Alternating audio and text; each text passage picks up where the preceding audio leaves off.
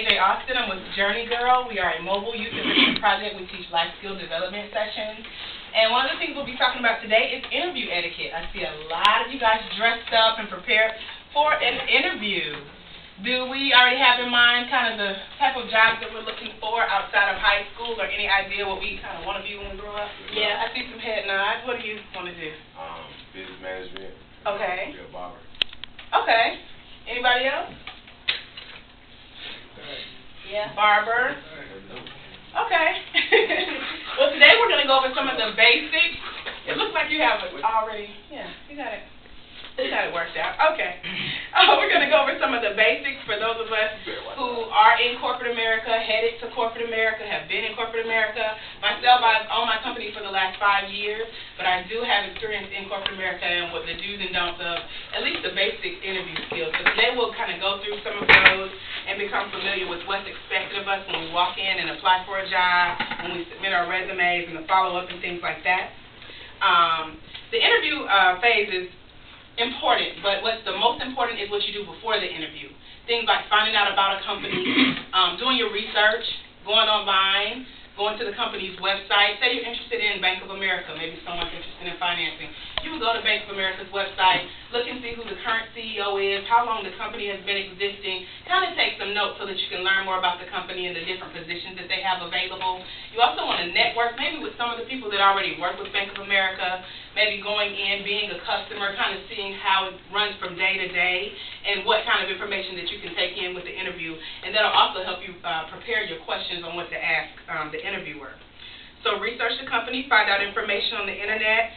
Ask about what they do. Ask yourself, you're looking for information about what they do, who are their clients, who are their competitors, what other banks might be out there, what other barbershops might be in existence. You kind of need to know who your competition is.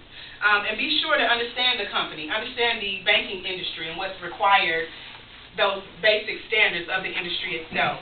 You also have to know how you can contribute to the success of the company, what skills you bring. You know, can you cut hair, can you count money, can you do the basic skills that are required to successfully complete this kind of position. Practice your answers and your possible interview answers. There will be several different scenarios and questions asked to you. So you want to practice your response, your facial expressions, your body language, your voice tone, you know, how you respond, because the interviewer will be looking at that. Different things display confidence and, you know, self-assurance that you're capable of completing the position.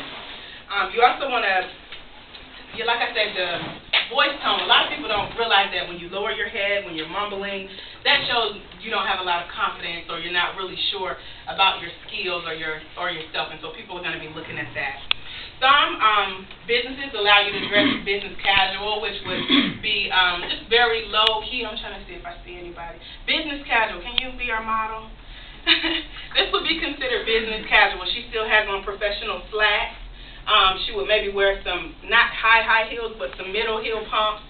This is still, you know, casual, not really dressy. What I have on is considered interview ready. But once she gets the job, this is appropriate for office wear. So this is something that she would wear in the office and still be comfortable, you know, doing her job. Thank you. The rule is business attire is always required for the interview. So you would walk in, once again, looking like this or something like this. If you don't have something, it's important to start preparing beforehand.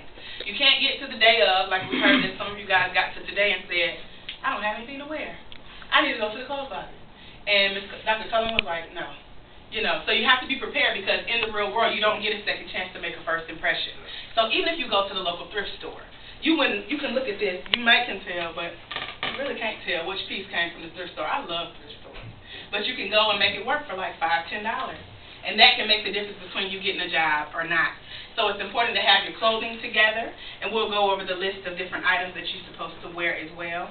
Again, the business casual, like our model had on the slacks, no jeans, no sweatshirts, no shorts, no mini skirts, no jogging pants, no flip-flops, no tennis shoes, no T-shirts with, you know, anything on it, baby fat, rock-a-wear, whatever you guys wear.